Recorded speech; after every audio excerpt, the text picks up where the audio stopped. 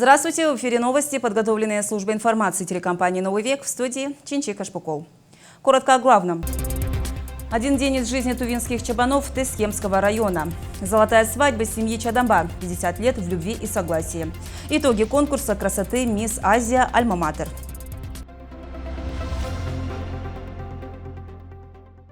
А теперь об этих и других событиях более подробно. В преддверии Дня Республики и праздника животноводов наша съемочная группа выехала на чабанскую стоянку. Цель поездки – увидеть жизнь и быт чабанов. Выбор пал на Тесхемский район, местечко Байдах, что в переводе означает «богатая гора». Подробно расскажет Диана Баянбагус. В кастрюле варится вода. Сейчас воду положим, щепотку чая зеленого, ниточного, соли.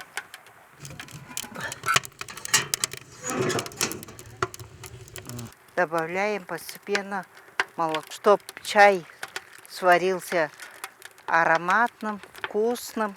Татьяна Хураган – мать главы СПК «Байдах» Власа Хурагана. Байдах переводится как «богатая гора». Местечко действительно очень плодородное. Василий Хураган долгое время искал подходящее место для будущей чабанской стоянки. Выбор пал на местечко Байдах – «богатая гора». Расстояние от Кызыла – 1,5 часа езды. Это местечко находится в очень живописном месте недалеко от села Шурмак Тесхемского района. Одноименное сельское туристическое стойбище расположено на берегу реки Сайлыхем, рядом Аржан-Тутугды.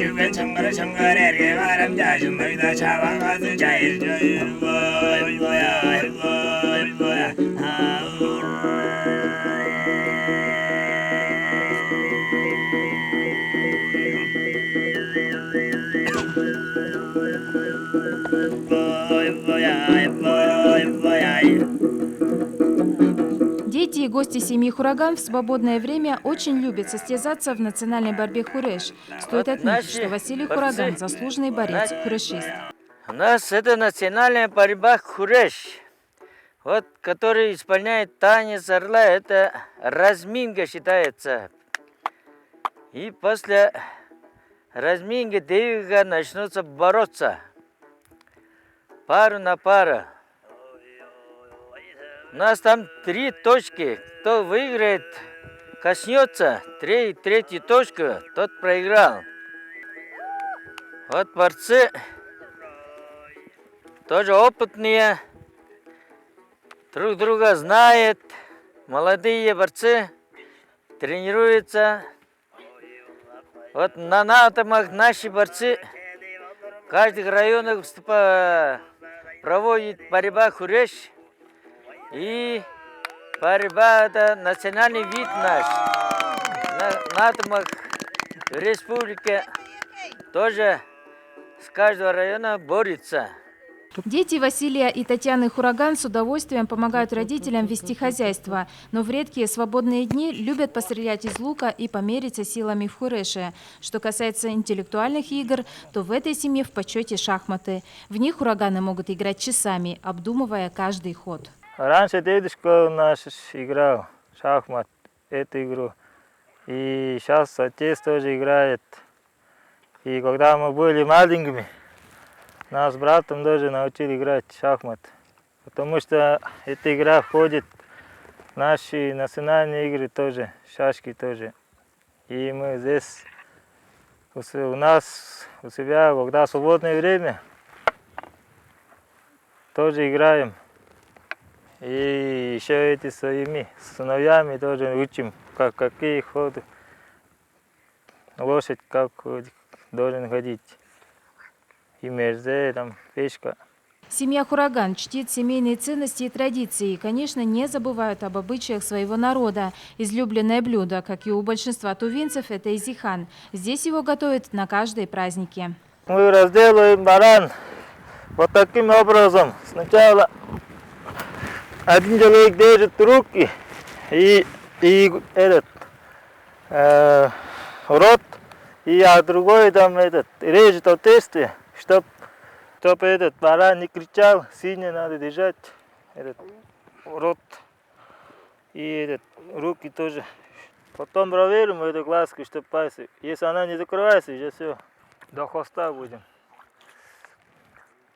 В СПК как таковых пастухов нет, справляются своими силами. Выгоняют скот на пастбище, следят за ним. Скотоводство, животноводство в Туве необходимо расширять и развивать, рассказывает Василий Хураган.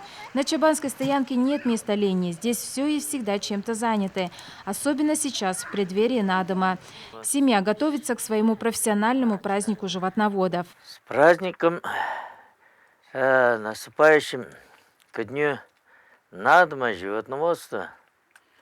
Всем желаю удачи, всем благополучия. Надом 2017 год у нас проходит хорошо, особенно в сельских хозяйствах. Поэтому всем я поздравляю с наступающим Надомом. Диана Баймбагузбуяна-Юн, телекомпания «Новый век». И еще об одной семье. Сегодня у Читы Чадамба знаменательный день. Золотая свадьба. 50 лет без горести и бед прожили Надежда и Баир Чадамба. Семья многодетная. Оба супруга – ветераны образования. Сейчас на заслуженном отдыхе. На торжественной церемонии присутствовала и наша съемочная группа. Сегодня Надежда и Баир Чадамба празднуют 50-летний юбилей совместной жизни. Главной ценностью семейного очага оба считают доверие друг к другу. Познакомились еще будучи школьниками. Надежда Чадамба с гордостью отмечает, что у них 4 детей, 9 внуков и 1 правнук. Дети получили не только хорошее образование, но и воспитание. Всю свою жизнь прожили в селе Баянкол Улухемского района. Оба супруга около 40 лет проработали во благо образования Тувы. Она учителем начальных классов, а он математики. Я свою подчиненную не ругал никогда. Моя супруга – один из лучших преподавателей начальных классов. Даже удостоена почетной грамоты российского значения. Никогда не приходилось корить ее за что-то. Наоборот, моя жена помогала во всем. Мой муж всегда очень спокоен и с коллегами, и с учениками, и вообще со всеми очень интеллигентно общается. За это я и полюбила, и до сих пор люблю его. Как рассказала внучка юбиляров Орлана, этот год богат на семейные праздники. К сегодняшнему мероприятию готовились целый месяц. С самого утра дедушка и бабушка от волнения толком ничего не поели и даже не спали, говорит девушка. На самом деле супружество моих родителей, моих бабушек и дедушек, прабабушек и дедушек, их у меня огромное количество, является огромным примером того, что, во-первых, в семье должно быть взаимопонимание, уважение друг друга, верность и поддержка во всем. Сегодня для нашей семьи огромный праздник, золотая свадьба моих бабушки и дедушки со стороны отца.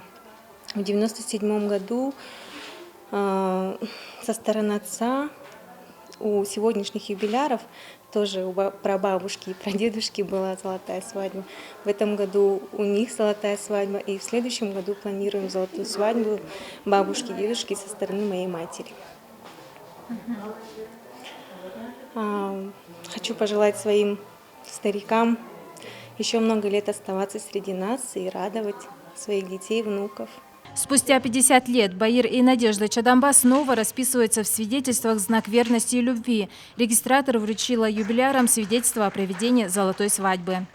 Диана Баймбагузбуяна-Юн, телекомпания «Новый век».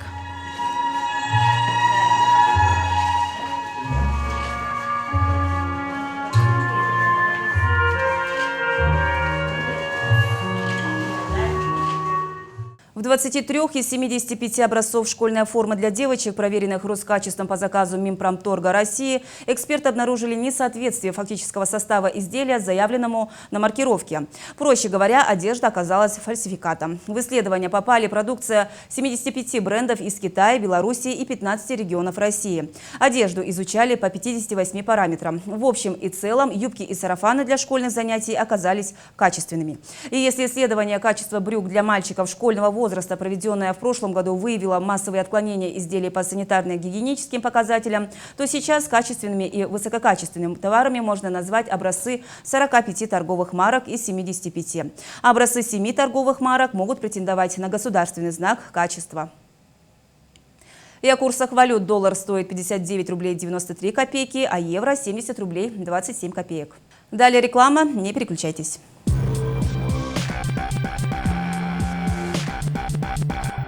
Бабушка знает, где что покупать. Помидоры на рынке, а мясо у Семеновны. Технику-то дешевле в интернете. Смотри. При покупке холодильника «Индезит» всего за 24 990 рублей пылесос в подарок. РБТ.ру. Надо тебе чехол для планшета связать.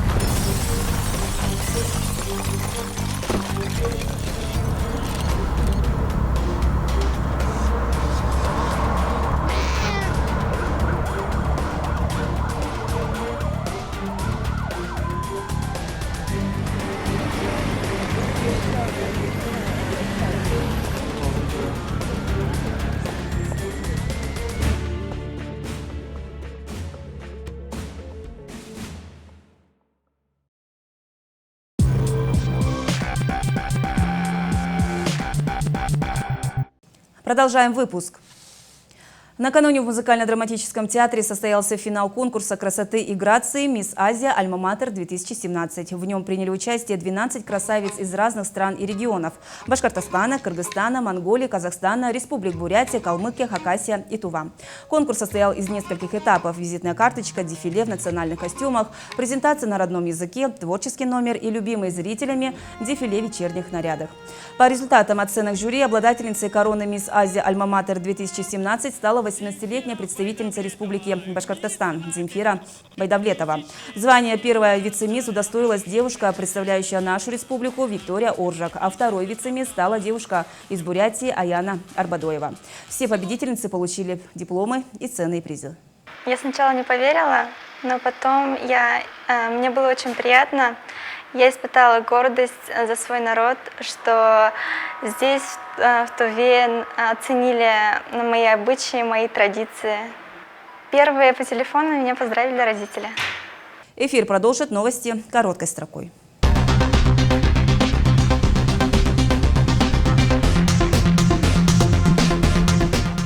Скоро для населения будет подготовлен справочник о лечебных свойствах аржанов Тувы. Его составлением на основе имеющихся материалов займутся сотрудники научно-исследовательского института, медико-социальных проблем и управления региона. Кроме того, институт должен рассчитать план научных исследований аржанов до 2020 года. Предлагается еще систематизировать работы по проведению различных обрядов на аржанах, а также культурно-массовых и образовательных мероприятий. Кызыл готовится отметить 9 сентября свой 103-й день рождения. В течение недели накануне Дня города во дворах Кызыла, микрорайонах пройдут праздники, спортивные состязания и культурные акции. Главным действием станет костюмированное шествие от Национального парка по улице Ленина до площади Арата. Во время празднования Дня Республики и на дом в Туве пройдет профилактическое мероприятие «Нетрезвый водитель». Как сообщает региональная ГИБДД, для проведения мероприятия могут быть использованы служебные автомашины без цветографических схем. При этом контроль за дорожным движением будет осуществляться полицейскими как в открытой, так и в скрытой форме. За 7 месяцев текущего года за управление транспортными средствами в состоянии опьянения задержаны свыше 2000 водителей. С 10 августа по 20 сентября пройдет месячник «Всеобуч», направленный на защиту прав несовершеннолетних на получение образования, оказание помощи детям из малоимущих, малообеспеченных семей, несовершеннолетним, оказавшимся в трудной жизненной ситуации. Места, куда неравнодушные горожане могут приносить канцелярские товары и учебные принадлежности, организованы в мэрии Кызыла, в департаменте по образованию и во всех школах города. Республиканская школа-интернат «Тувинский кадетский корпус» продолжает набор мальчиков в 5 классы. С 15 августа приглашаются для зачисления без прохождения индивидуального сбора учащиеся, имеющие 30 и более общий проходной балл по результатам вступительных испытаний Кызылского президентского кадетского училища. Прием документов до 20 августа.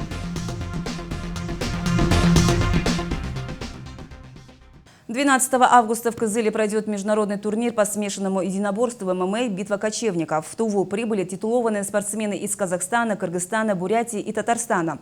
Напомним, в прошлом году прошел республиканский турнир по ММА, где определились победители в своих весовых категориях. И именно эти спортсмены будут защищать честь нашей республики. Всего 11 бойцов из Тувы. Международный турнир по смешанному единоборству «Битва кочевников» состоится 12 августа на стадионе Хюреш. На протяжении нескольких лет в Кызыле ведет свою деятельность группа зоозащитников «Хатика». За все это время спасены десятки бездомных собак и кошек. И все это благодаря неравнодушию волонтеров и пожертвований. Сегодня мы расскажем о самых любвеобильных существах в мире – кошках. Они выжили благодаря зоозащитникам. А дальнейшая их судьба зависит от нас всех. Сегодня мы расскажем историю Мирослава, молодого кота канадского сфинкса. Чистокровность и порода не защитили его от бродяжничества. Зоозащитники надеются, что Мирослав просто заблудился, ведь стоит он немалых денег, и люди, которые изначально берут сфинкса, должны знать, что уход за ним не такой уж и простой. У нас сосед сказал, что к соседке кот прибился. Сказал, что порода сфинкс. Мы сначала сомневались, брать его, не брать, но на следующий день, когда пошли к соседке, он первый выбежал, и у нас куратор решил забрать. Ну, забрали его. Нам сказали то, что это канадский сфинкс. То есть он будет большой и будет весить более 5 килограмм. Из-за этого я его назвала Мирославом. К сожалению, культурный уровень содержания домашних животных в Туве еще низок. Немногие хозяева стерилизуют питомцев, большинство же считают это дело затратным и хлопотным. Собак и кошек выпускают погулять, и в результате те приносят не всегда желательное потомство, от которого хозяева избавляются различными способами. Этих малышей подкинули в подъезд одной из многоэтажек города. 3 дня без еды, но они выжили. Из запуганных маленьких комочков, которые прятались от любого шороха, превратились в игривых и любвеобильных котят. Мы когда ездили с Анной их забирать, то есть у них была просто коробка с тряпкой и непонятная миска с молоком. И получается то, что 3 дня они ничего не ели. Привезли их на передержку. Ну, сначала, конечно, съездили в клинику, так как по пути все равно было. Сказали, что они здоровые, что им еще даже месяца нету. Их вот-вот отодрали от мамы. Привезли их на передержку. Они совсем не ели, приходилось их кормить на руках, с рук. Все бездомные животные нуждаются в человеческой любви и ласке. Им не место на улице, где они подвергаются различным опасностям, погибают от болезней, голода, рук живодеров или под колесами автомашин. Голубоглазую красавицу по имени Сиамка зоозащитники подобрали на улице. Истощенная кошка долгое время боялась людей. За пару месяцев превратилась в ласковую красавицу. Ну, кошечка, она спокойная. Она породистая. Мы ее уже проглистовали. И болячек у нее как бы никаких нету. Она совершенно здоровая. Но единственное, зимой, видать, отморозила себе уши. Сейчас на передержке живут более 30 кошек, котов и котят. За время своей работы усилиями группы зоозащитников «Хатика» удалось найти дом более 200 питомцев. Ведь они должны жить дома и стать самыми любимыми членами семьи. Зоозащитникам нужна помощь. На сайте группы «Хатика» можно выбрать, к примеру, приглянувшегося кота и стать его опекуном. Нужно всего лишь раз в месяц переводить на счет группы зоозащитников любую сумму или привозить корм и игрушки. Если вы по каким-то причинам не можете забрать к себе домашнего любимца, то можете помочь бездомным животным кормом, лекарствами и перевязочными материалами. Очень часто зоозащитникам нужны автоволонтеры, которые готовы помочь с перевозкой кошки или собаки в ветеринарную клинику. Также требуется материальная поддержка, потому что перед тем, как найти хозяев для животных, зоозащитники их лечат и стерилизуют. Подробная информация в группах «Хатика», ВКонтакте, Одноклассниках и на сайте www.hatikakызыл.ru. Или можете позвонить по номерам, которые на экране. И о погоде передаю слово Музе Черепановой.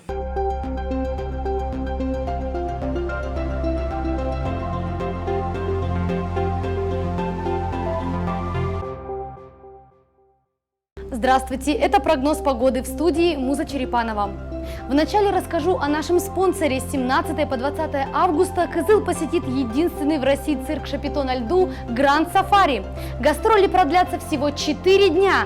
Вас и ваших деток ждет увлекательное фееричное шоу с участием артистов в ярких бразильских костюмах, ослепительных фигуристов, канатоходцев, акробатов, а также дрессированных животных. Попугаи, камерунские козы, королевские пудели, африканские ежи, пятнистые оленята и еще много интересного и запоминающегося.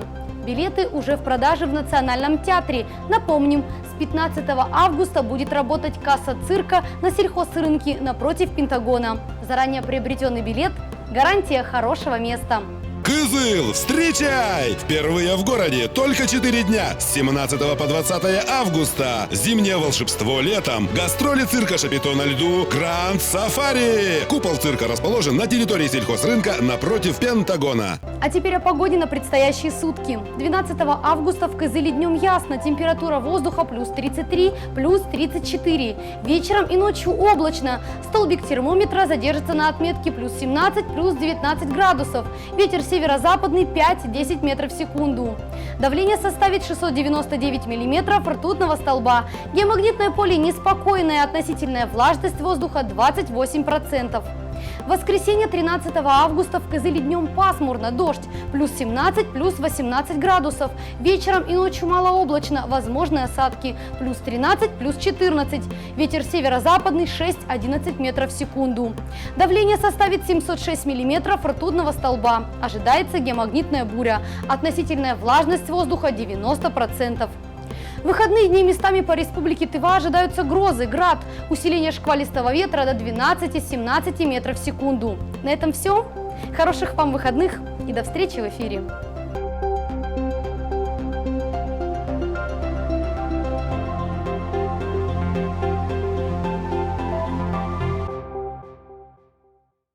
На этом все. Далее в эфире «Скажем, покажем». А сразу после выхода программы «Тува-24» смотрите документальный фильм «Тува. Территория мужества», подготовленный телеканалом «Звезда».